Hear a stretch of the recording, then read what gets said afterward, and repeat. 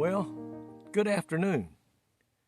I'm recording this one on the afternoon before you'll see it on Facebook.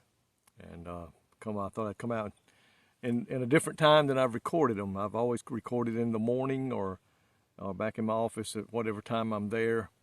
But here on my log, I always do it in the morning. So I thought I'd come out here in the still of the evening and do when the animals are still making some noise, but I think they're starting to quieten down for the evening and get ready to get to their nest or wherever they're going to be laying down for the night. I know the donkey and the goats are probably already up in the barn. If not, they're making one more circle around the pasture before they go.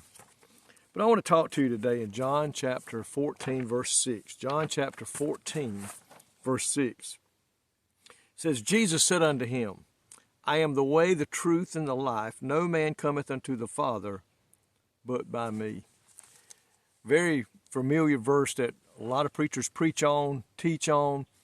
Probably one that you've got memorized. And what an awesome verse it is, Jesus telling us that there's no other way to heaven except through him. You know, if we look in the book of Luke, Abraham is in heaven, and he's holding Lazarus, who has passed away, sitting at the rich man's gate. The rich man is in hell. And he looks up and he asked Abraham, could he send Lazarus to dip just a tip of his finger in water and place it on his lip? That's how torture and pain hell was giving him.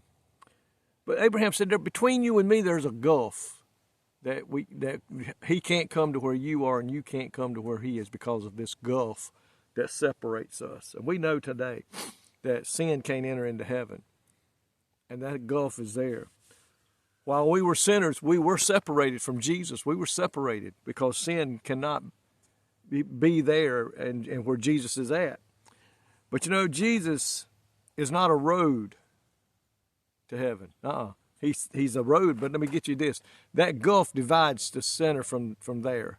But Jesus, when he went to that cross, he became the bridge. He became the reason we can cross over into heaven because he is the bridge. And there's a favorite song, a group of mine called the Hensons, had a song they wrote called Jesus Build a Bridge. And he did.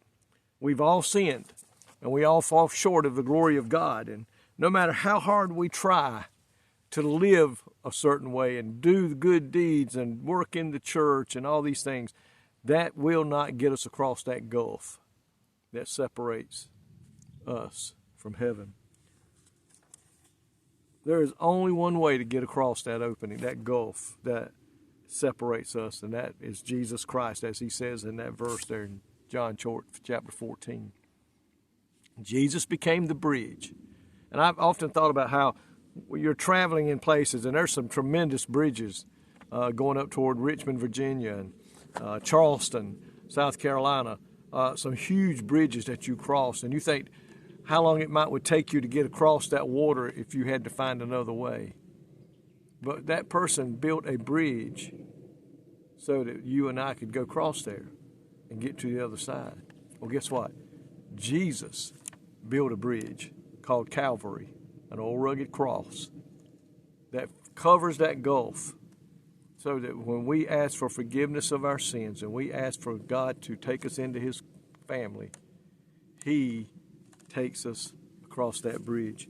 Man can't get there any other way. There are not many ways to God, only one.